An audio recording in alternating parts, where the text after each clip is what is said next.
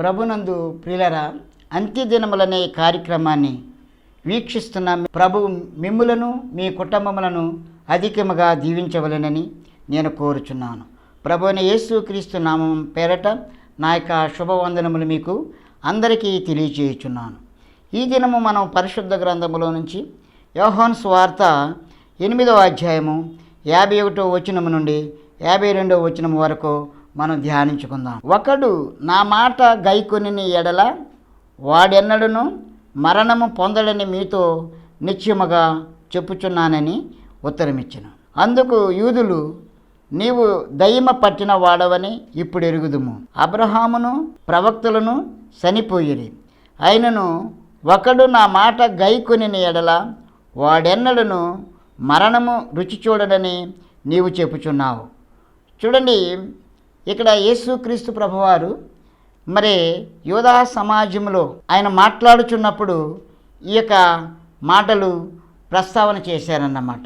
ఏమనంటే, ఒకడు నా మాట గైకొనిన ఎడల, అంటే ఇక్కడ గైకొనిన ఎడల అనే మాటకి ఏంటంటే ఉంచుకుని ఎడల, లేకపోతే కావాలని కోరుకుని ఎడల వాడెన్నడూ మరణము పొందడు. అంటే విశ్వాస జీవితంలో ఒకడు ఏమి కోరుకోవాలి?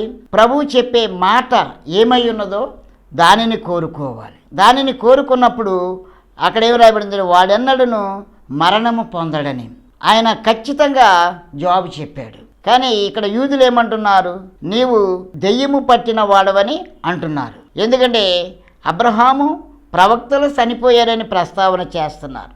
అయినను ఒకడు నా మాట గైకొని నెడల వాడెన్నడను మరణము రుచి చూడడని నీవు చెప్పుచున్నావని ఈ యొక్క వ్యాఖ్యానాన్ని ఎవరు చేశారంటే యూదులు చేశారు. యూదులు ఎవరు అనేది మనకు తెలుసు. యూదులు దేవుడు కోరుకున్నటువంటి ఒక దేవుని ప్రజలు. కానీ వారు ఇప్పుడు మరి పేరుకు మాత్రమే దేవుని ప్రజలు. వారు ప్రభు మాటను వారు గుర్తించలేని స్థితిలో ఉన్నారు.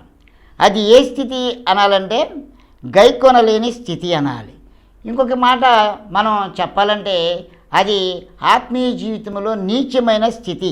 కాబట్టి ప్రభు ఏమంటున్నారంటే, ఒకడు నా మాట గైకొనాలి అంటే నా మాటను తన హృదయములో, తన ఆత్మలో, తన జీవితంలో కలిగి ఉండాలి, లేకపోతే కావాలని కోరుకోవాలి. ఈ లోకంలో మనం ఏదేదో కోరుకుంటూ ఉన్నాం, ఏదేదో కావాలనుకుంటున్నాం. కానీ వాటి వలన మనము దుఃఖిస్తాం, మరణిస్తాం, లేకపోతే ఆవేదన పొందుతాం. కాబట్టి ఈ యొక్క లోకములో మనం జీవించే జీవితంలో మనం ఏమి కావాలని కోరుకోవాలంటే ఆయన మాట కావాలి. ఎందుకంటే ఆయన మాట శ్రేష్టమైనది, స్వచ్ఛమైనది, బంగారు కంటెను, వెండి కంటెను, జుండి తేనెల దారల కంటెను కోరదగినది దేవుని యొక్క మాట. ఇది నేను చెప్పే మాట కాదు, కానీ లేఖనములలో రాయబడిన సంగతి అన్నమాట. కాబట్టి దేవుని యొక్క ఉద్దేశం అది. దేవుని యొక్క ఉద్దేశాన్ని గ్రహించకపోతే మనం చేసే భక్తికి అర్థం ఏంటి? మనం చేసే ప్రార్థనకు అర్థం ఏంటి? మనం కలిగి ఉన్న సహవాసానికి అర్థం ఏంటి? కాబట్టి ఇప్పుడు యూదులు పేరుకు మాత్రమే దేవుని బిడలగా, దేవుని ప్రజలుగా చెప్పబడుచున్నారు. కానీ ప్రభువే వారి మధ్యకు వచ్చినప్పుడు, ప్రభువే వారితో మాట్లాడుచున్నప్పుడు వారు దాన్ని పెడార్థంగా తీసుకున్నారన్నమాట. వేరే అర్థాన్ని తీసుకొని వేరే రీతిలో మాట్లాడుతున్నారు. ఇంకా ప్రభువుని మాట్లాడకూడని రీతిలో వారు మాట్లాడుతున్నారు. ఏమని మాట్లాడుతున్నారు? యూదులు ఏమంటున్నారంటే, నీవు దయ్యము పట్టిన వాడవని ఇప్పుడు మేము ఎరుగుదుము. చూడండి, ఇది ఎంత భయంకరమైన వార్త. ప్రభు ఎడల వారు ఈ మాటను పలికారు. ఎందుకంటే నిజమైన దేవుడు, నిజమైన రక్షకుడు, మరి మానవులను ప్రేమించి వచ్చిన దేవుడు, లేకపోతే తన ప్రజలను ప్రేమించి వచ్చిన దేవుడు, లేకపోతే యేసుక్రీస్తు వారు మరి దెయ్యములు పట్టినవాడా? చూడండి, తన సొంత ప్రజలు ఆ యొక్క యూదులు ఏమని వ్యాఖ్యానం చేశారో చూడండి. నీవు దెయ్యములు పట్టిన వాడవని ఇప్పుడు మేము ఎరుగుదుమంటున్నారు. అబ్రహాము చనిపోయాడు. అబ్రహాం ఎవరండి? మానవుడు కాదా? ఎందుకు చనిపోయాడు? ప్రవక్తలు ఎవరు? మానవులు కాదా? కానీ ఇప్పుడు ఈ మాట చెప్పింది ఎవరంటే ప్రవక్తల కంటే గొప్ప దేవుడు, మరి మానవుని ప్రేమించిన దేవుడు, జీవము గల దేవుడు. కాబట్టి యాజకుల కంటే ప్రవక్తల కంటే గొప్ప దేవుడు ఈయన, నిజమైన దేవుడు. కాబట్టి మరి దేవుని ప్రజలైన వారు ఎవరి మాట గ్రహించాలి? కాబట్టి ఈ లోకంలో మనుషుల యొక్క ఆచారములను మరి మనుషులనే గ్రహిస్తున్నారు, కానీ చూడండి దేవుని గ్రహించలేకపోతున్నారు. మానవత్వంలో నుంచి దైవత్వాన్ని గ్రహించేటటువంటి విధానమే మరి ఏమంటారంటే భక్తి అంటారు, లేకపోతే విశ్వాసము అంటారు, లేకపోతే అది పరిశుద్ధత అని కూడా నా యొక్క భావంలో నేను చెప్పొచ్చు. కాబట్టి ఆయన గ్రహించకుండా, ఆయన మాటను గ్రహించకుండా మన ఆలోచనల ప్రకారంగా మనం ఉంటే దాని యొక్క అర్థం ఏంటండి? కాబట్టి ఇక్కడ వారు ఎవరిని వారి యొక్క ఉద్దేశంలో పెట్టుకున్నారంటే అబ్రహామును, అంటే ప్రభువు కంటే కూడా గొప్ప వ్యక్తి అబ్రహామని యూదులు చూస్తున్నారు, ప్రవక్తలను చూస్తున్నారు. కానీ హెబ్రీ పత్రికలో మనం చూసినట్లయితే అబ్రహాము కంటే, ప్రవక్తల కంటే, యాజకుల కంటే కూడా క్రీస్తు ఎంత గొప్పవాడో చూడండి. పరలోకమందు కానీ, భూలోకమందు కానీ, మనుషులలో కానీ మరి ఈయనను పోలి ఎవరున్నారు? కాబట్టి మరి దైవభక్తి అనేటటువంటిది శ్రేష్టమైన సంగతిని గుర్తించాలి. ప్రభువు మాట శ్రేష్టమైనది. కాబట్టి దానిని గుర్తించలేకపోవటమే యూదుల యొక్క దురదృష్టకరమని నేను మీకు తెలియచేయుచున్నాను. అయినను ప్రభు ఏమంటున్నాడంటే, నా మాట గైకొని వాడెన్నడను మరణమును రుచి చూడడు. మరణం అనేది ఏంటంటే మనిషికి నిర్ణయింపబడినటువంటిది. మనిషి ఈ లోకంలో జన్మించాక మరణిస్తాడనే సహజ వార్త. ఎందుకంటే మన కవులు అన్నారు కదా, పుట్టుట గిట్టుట కొరకే. అంటే పుట్టుట గిట్టుట కొరకే అంటే పుట్టినవాడు చచ్చిపోవటం కోసమే పుట్టాడంట. కానీ ప్రభు అలా అంటలేదు. ఏమంటున్నాడు? నా మాట గైకొని ఎడలా ఒకడు నా మాట గైకొని, అంటే ఒకడు దేనిని గైకొనాలి? ప్రభు యొక్క మాటను గైకొనాలి. అంటే ప్రభు మాటను ఉంచుకోవాలి, ప్రభు మాటను కోరుకోవాలి, అంటే ప్రభువును కోరుకోవాలి. అప్పుడు ప్రభు ఏమంటున్నాడంటే, వాడెన్నడూ మరణము పొందడు. వాడెన్నడూ మరణం పొందడనే మాట ఇది నిత్య జీవాన్ని గూర్చినటువంటి మాట, ఇది ఆత్మీయ జీవితమును గూర్చినటువంటి మాట. కాబట్టి మానవుని యొక్క బ్రతుకులో ఏముందనేది మనం గ్రహించాలంటే సహజమైన మరణము. కాబట్టి కవీశ్వరులు చెప్పినట్లుగా పుట్టినవాడు చచ్చిపోవడానికే పుట్టాడు. మరి కాడు పుట్టినా ఒకటే, పుట్టకపోయినా ఒకటే. కానీ పుట్టిన మానవుని రక్షింప ఉద్దేశించి ప్రభు ఈ మాటను తెలియచేస్తున్నాడు అన్నమాట. పుట్టిన మానవుడా, జీవిస్తున్నటువంటి మానవుడా, లేకపోతే భక్తిలో ఉన్నటువంటి మానవుడా, నా మాటను గైకొనమని ప్రభు చెప్తున్నాడు. ఎందుకంటే ఆయన మాట జీవింపచేయునది, ఆయన మాటలో జీవమున్నది. కాబట్టి ఆయన మాట మరి మన జీవితములకు అర్థాన్ని కలిగించేటటువంటిది. కాబట్టి ఆయన మరి నా మాట అన్నాడు, కానీ ఇంకెవరి మాట అనలేదే. కాబట్టి ఈ లోకంలో చాలామంది యేసుక్రీస్తు మాటను వింటలేదండి. ఎంతోమంది మాటలు వింటున్నారు, ఏవేవో చేస్తున్నారు, కానీ మరి అవి ప్రభు మాటలుగా భావిస్తున్నారు. కానీ క్రీస్తు ప్రభు యొక్క మాటను గైకునే వారుగా మానవుడు ఉండాలి. మరి ఒకడు మొదలుకొని ఎంతోమంది క్రీస్తు యొక్క మాటను గైకునేవారుగా ఉండాలి. అయితే సాతానుని యొక్క పని ఏంటంటే ప్రభు అయినటువంటి యేసు క్రీస్తు వారి మాట వినకుండా చెడగొట్టడమే అపవాది సాతాను యొక్క పని. ఎందుకని వాని పని అంటే, యేసుక్రీస్తు మాటలో ఏముందంటే జీవం ఉంది. యేసుక్రీస్తు మాట మరి పరిశుద్ధమైన మాట. యేసుక్రీస్తు వారి యొక్క మాట మరి రక్షణ కలిగించే మాట. యేసుక్రీస్తు వారి యొక్క మాట స్వస్థతను కలిగించేటటువంటి మాట.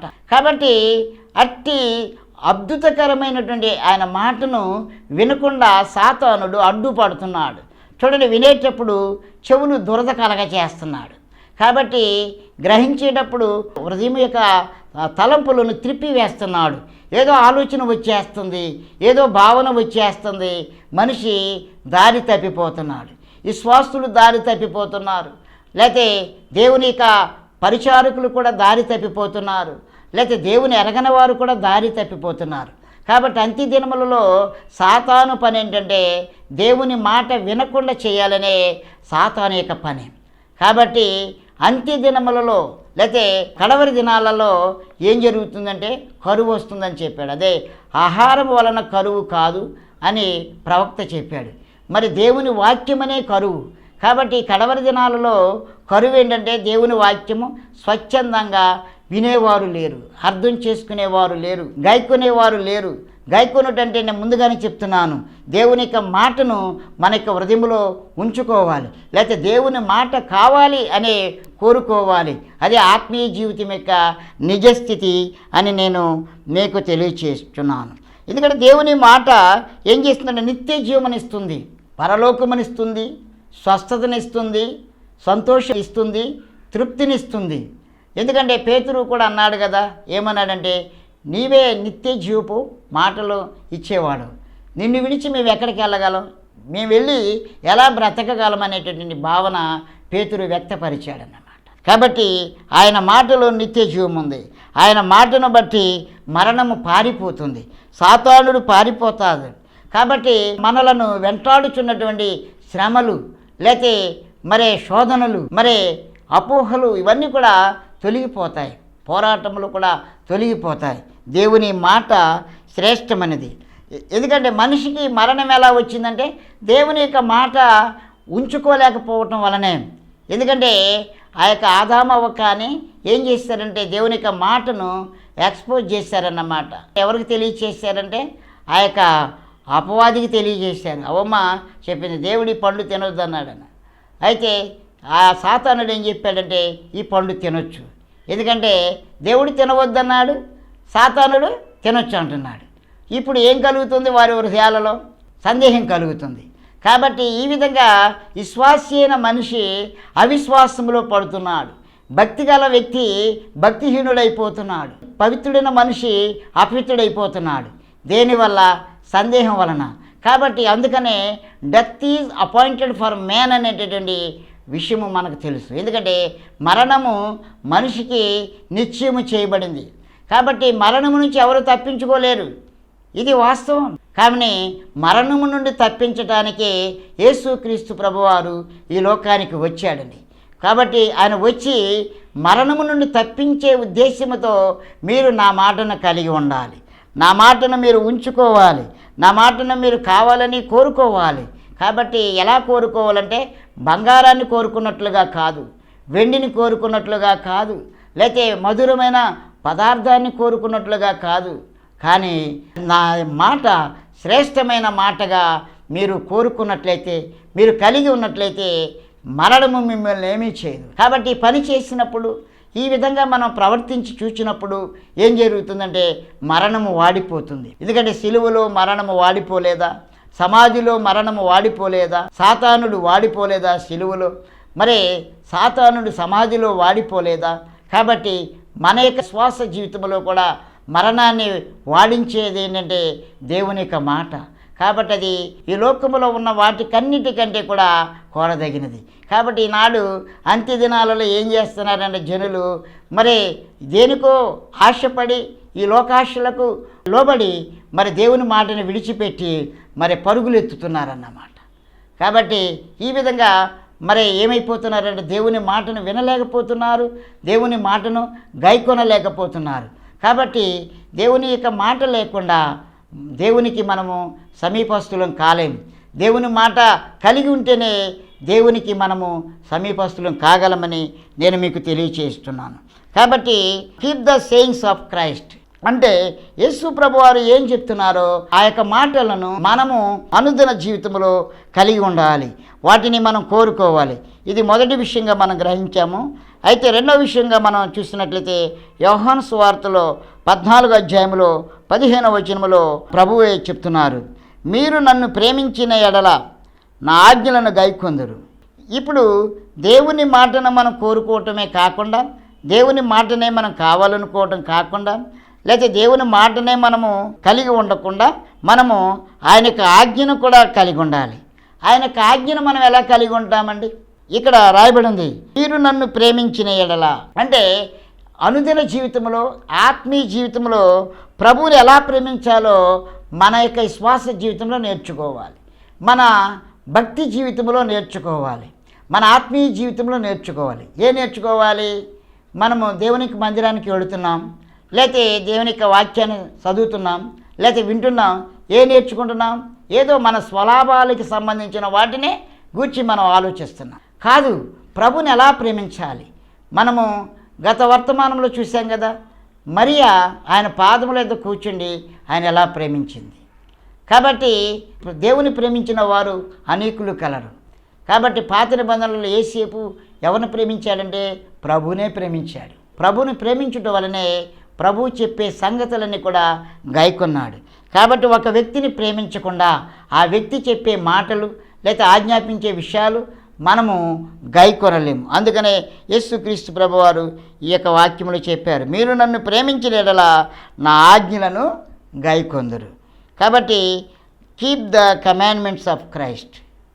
చూడండి, keep the sayings of Christ. మొదటిగా మనము క్రీస్తు ప్రభువారు చెప్పిన మాటలను మనము కలిగి ఉండాలి, లేకపోతే ఆయన చెప్పింది మనం కలిగి ఉండాలి. రెండవదిగా మనం చూసినట్లయితే ఆ యొక్క క్రీస్తు ప్రభువారు చెప్పినటువంటి ఆజ్ఞలను మనము కలిగి ఉండాలి.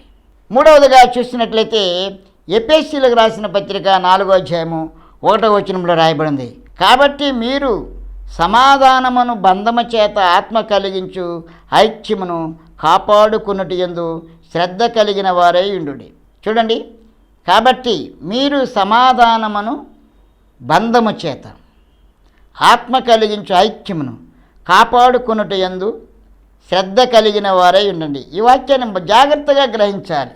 సమాధానమును బంధము అంటే సమాధానము లేకుండా ఐక్యత లేదు. లేకపోతే చూడండి, ఈ యొక్క మానవ సమాజంలో ఎన్నో రకాలైన సమాజాలు ఏర్పడుతున్నాయి, సంఘాలు ఏర్పడుతున్నాయి. చూడండి, పూర్వకాలంలో చూస్తే రిక్షా యూనియన్ అని, లేదా కార్మిక సమాజం అని రకరకాలైన సమాజాలు ఉన్నాయి. ఇప్పుడు కూడా అనేక సమాజాలు ఉన్నాయి. కానీ ఒక ఐక్యత కావాలంటే మొదట సమాధానం కావాలి. ఎలాగంటే దేవునితోనూ మనిషితోనూ సంబంధం కావాలి. మనిషికి మధ్య సమాధానం కావాలి. ఈ సమాధానమే ఒక బంధము. ఈ యొక్క బంధము కలిగి ఉన్నట్లయితే ఆత్మ కలిగించే ఐక్యతను కలిగి ఉంటాం. ఈ యొక్క ఐక్యతను కాపాడుకుంటాం. కాబట్టి దాని యందు శ్రద్ధ కావాలి. ఏదో ఆపద వస్తుందని, ఏదో కష్టం వస్తుందని మరి కొన్ని రకాలైనటువంటి చూడండి, ఈనాడు సేవకుల పాస్టర్స్ యూనియన్స్ కూడా ఉన్నాయి. ఎందుకంటే మరి అందరూ యూనియన్స్ కలిగి ఉన్నారు, మనం కూడా యూనియన్ కలిగి ఉండాలనే ఉద్దేశంతో కలిగి ఉంటున్నారు. అంటే పాస్టర్స్ సహవాసాలు కూడా కాడుతున్నారు.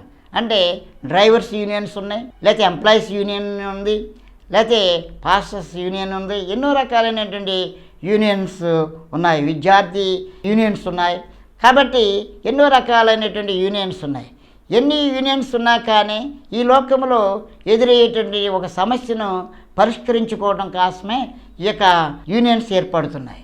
కానీ దేవుని యొక్క వాక్యం ఏం చెప్తుందంటే, మీరు సమాధానమును బంధము చేత ఆత్మ కలిగించే ఐక్యమును కాపాడుకునేటి యందు ఏం కలిగి ఉండాలి? శ్రద్ధ కలిగి ఉండాలి. అంటే దేవుని యొక్క పనిని మనము అశ్రద్ధగా చేస్తే శాపగ్రస్తులమండి.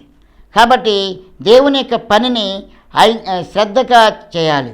కాబట్టి ఆత్మీయ విషయంలో కూడా అంత ఐక్యత కావాలి. చూడండి, మనకేదైనా లాభం వస్తుందంటే ఆ లాభం కోసం ఎంత ప్రయాసపడతాం, ఎంత జాగ్రత్తగా దానిని చేస్తామంటే మనకు తెలుసు. ఎందుకంటే మనం అది జాగ్రత్తగా చేయకపోతే నష్టాన్ని పొందుకుంటాం. కాబట్టి మరి ఇప్పుడు మనము దేవునితో సమాధాన పడాలి. ఎందుకంటే మన పాపములు దేవునికి మనకి మధ్య ఒక అగాధాన్ని ఏర్పరిచాయి, అంటే సంబంధము లేకుండా చేశాయి. కానీ క్రీస్తు అనేటటువంటి మరి ప్రభు చేత మనల్ని ఐక్యపరచుట కొరకు ఆయన యొక్క రక్తము, ఆయన యొక్క ప్రాణము మనకి ఇవ్వబడింది. కాబట్టి ఇప్పుడు యేసుక్రీస్తు ద్వారానే మనకి ఏర్పడిందంటే దేవునితో సమాధానం ఏర్పడింది. ఈ యొక్క సమాధానమే బంధము. ఈ యొక్క బంధము ఏమై ఉంటుందంటే ఒక ఐక్యతను తీసుకొస్తుంది. అది ఏ ఐక్యత అంటే పరిశుద్ధాత్ముడు కలిగించే ఐక్యత. ఎందుకంటే ఆత్మకు విరోధంగా మనము పనిచేస్తే, మాట్లాడితే, జీవిస్తే మరి మనము ఏమవుతామంటే భయంకరమైనటువంటి శిక్షకు గురైపోతాం. కాబట్టి ఆత్మ కలిగించే ఐక్యమును కాపాడుకొనుటలో మనము శ్రద్ధ కలిగి ఉండాలి. కాబట్టి ఇది మూడో విషయంలో మనం చూస్తుందంటే keep the unity of the spirit. అంటే ఈ యొక్క ఆత్మ కలిగించేటటువంటి ఐక్యతను మనం కలిగి ఉండాలి. ఆత్మ కలిగించేటటువంటి ఐక్యత. ఎవరో ఒక పెద్ద ఆయన వచ్చి మన మధ్యకి ఇలా మనం ఐక్యతగా ఉండాలి, మనం యొక్క ఫెలోషిప్గా ఉండాలంటే ఇదేం గొప్ప విషయమేం కాదు. కానీ ఆత్మ ఏ విధంగా మనము కలిగి ఉండాలని, ఏ విధమైన ఐక్యతను కలిగి ఉండాలో మరి ఆది అపోస్తుల కాలంలో ఆ యొక్క అపోస్తులు ఏ విధమైన ఐక్యతను కలిగి ఉన్నారో, వారి ద్వారా ఏ విధమైన పరిచర్య భూలోకములో జరిగిందో, ఏ విధంగా సంఘాలు కట్టబడ్డాయో, ఏ విధంగా మరి వ్యక్తులు రక్షింపబడ్డారో మనకు తెలుసు. కాబట్టి ఆత్మ కలిగించే ఐక్యము చాలా గొప్పది. ఆ విషయంలో శ్రద్ధ కలిగి ఉండాలి. ఇందుకు మనము సమాధానం అనే బంధము కావాలి. కాబట్టి సమాధానం అనే మనసు కావాలి. చాలామంది మరి ఎన్నో రకాలైన గొడవలు ఆడుకుంటారు, మరి సమాధానం ఉండదు, కానీ ఫెలోషిప్లు నడుపుకుంటూ ఉంటారు. దానివలన ప్రయోజనం ఏమిటి? నాలుగో విషయంగా చూసినట్లయితే కీప్ అన్స్పాటెడ్ ఫ్రమ్ ద వర్డ్. అంటే దేవుని యొక్క వాక్యం నుండి మనం ఎలాగ ఉండాలంటే నిర్దోషులముగా ఉండాలి, అంటే మచ్చలేని వారముగా ఉండాలి. చూడండి, ఇక్కడ యాకోబు గారు రాస్తున్నారు. యాకోబు పత్రిక 1:27 చూసినట్లయితే తండ్రి అయిన దేవుని ఎదుట పవిత్రమును నిష్కళంకమునైన భక్తి ఏదనగా దిక్కులేని పిల్లలను విధవరాండను వారి ఇబ్బందిలో పరామర్శించుటయు ఇహలోక మాలిన్యము తనకు అంటకుండా తను తాను కాపాడుకునుటయే. ఈ విషయాన్ని మనం గ్రహించినట్లయితే ప్రియులరా, దేవుని ఎదుట పవిత్రమును నిష్కళంకమును అంటే పవిత్రమైన భక్తి, నిష్కళంకమైన భక్తి ఏదని ఇక్కడ రాయబడిందంటే పూర్వకాలంలో చూస్తే స్వచ్ఛందమైనటువంటి సేవ అపోస్తులు చేశారు. కాబట్టి భక్తులు చేశారు. మరి అంత్య దినాలలో ఈ యొక్క మరి భక్తిలో పవిత్రత ఉందా, నిష్కళంకత ఉందా? మరి ఈనాటి మరి భక్తి ఎలా ఉందంటే ఇదంతా కూడా ఒక బిజినెస్ టైప్ అయిపోయిందన్నమాట. కాబట్టి చూడండి, దిక్కులేని పిల్లలను విధవరాండను ఇబ్బందులు పరామర్శించుట, మరి ఈ లోక సంబంధమైన మాలిన్యం, ఈ లోక సంబంధమైన పాపం అనేది అంటకుండా కాపాడుకోవటమే మరి 3 అంశాలలో చెప్పబడిందన్నమాట. ఏది? పవిత్రమైన భక్తి, నిష్కళంకమైన భక్తి. ఈ యొక్క పవిత్రమైన భక్తి, నిష్కళంకమైన భక్తి ఏంటంటే ఒకటి దిక్కులేని పిల్లలను మరి విధవరాండను ఆపదలలో లేదా వాళ్ళ ఇబ్బందులలో పరామర్శించాలి. మరి ఈ విధంగా దిక్కులేని వారిని ఎంతమంది ఈనాడు మరి పరామర్శిస్తున్నారు? విధవరాండు అంటే వాక్యానుసారమైన భర్త చచ్చిపోతే విధవరాలు కాదు. దేవునికి వాక్య భావాన్ని బట్టి మనం మరి విధవరాలు ఎవరో కూడా గ్రహించాలి. కాబట్టి విధవరాళ్ళు ఆ దేశంలో ఉండొచ్చు, సంఘములో ఉండొచ్చు, కానీ ఆ యొక్క విధవరాలకు వర్తిస్తుందా లేదా వ్యక్తి, అది కూడా మనం గమనం కలిగి ఉండాలి. విధవరాలను వాళ్ళ ఇబ్బందిలో పరామర్శించాలి. లేకపోతే ఇహలోక మాలిన్యం అంటకుండా, అంటే లోక సంబంధమైన పాపం అనేది అంటకుండా కాపాడుకోవాలి. ఇది పవిత్రమైన భక్తి, ఇది నిష్కళంకమైన భక్తి, ఇది ప్రభు కోరుకునే భక్తి అని నేను మీకు తెలియచేస్తూ ఉన్నాను. కాబట్టి 5వ విషయంగా మనం చూస్తున్నట్లయితే మనము keep in the love of God, అంటే దేవుని ప్రేమను కలిగి ఉండాలి. చూడండి, ఇక్కడ యోధా పత్రికలో 27 ఏం రాయబడిందంటే విశ్వసించు అతి పరిశుద్ధమైన దాని మీద మిమ్మును మీరు కట్టుకొనుచు పరిశుద్ధాత్మలో ప్రార్థన చేయొచ్చు, నిత్య జీవార్థమైన మన ప్రభువుకు యేసుక్రీస్తు కనికరము కొరకు కనిపెట్టుచు దేవుని ప్రేమలో నిలుచున్నట్లు కాచుకునియుండుడి. విశ్వసించు అతి పరిశుద్ధమైన దాని మీద మిమ్మును మీరు కట్టుకొనచ్చు. కాబట్టి మనము ప్రతి పనిని కూడా విశ్వాసం ద్వారానే చేస్తాం. కానీ ఇక్కడ ఏమనుంది? విశ్వసించు అతి పరిశుద్ధమైన దాని మీద మిమ్మును మీరు కట్టుకోవాలి. You have to be build up by faith or in faith. అంటే విశ్వసించు అతి పరిశుద్ధమైన అంటే చాలా పరిశుద్ధమైన దాని మీద మిమ్ముని మీరు కట్టుకోవాలి. ఆత్మీయ జీవితం కట్టబడాలి. పరిశుద్ధాత్మలో ప్రార్థన చేయాలి. ప్రార్థన ఏదో పొడి మాటలుగా కాదు, కానీ ఆత్మతో నింపబడి ఆత్మలో ప్రార్థన చేయాలి. నిత్య జీవార్థమైన మన ప్రభువుకు యేసుక్రీస్తు కనికరము కొరకు కనిపెట్టచ్చు. దేవుడు కనికరించాలండి. దేవుని ప్రేమకు మనం పాత్రులు కావాలండి. కాబట్టి దేవుని యొక్క కనికరమును పొందుకునేటట్లుగా మనం ఏం చేయాలంటే కనిపెట్టుకోవాలి. దేవుని ప్రేమలో నిలిచి ఉండాలి, కాచుకొని ఉండాలి.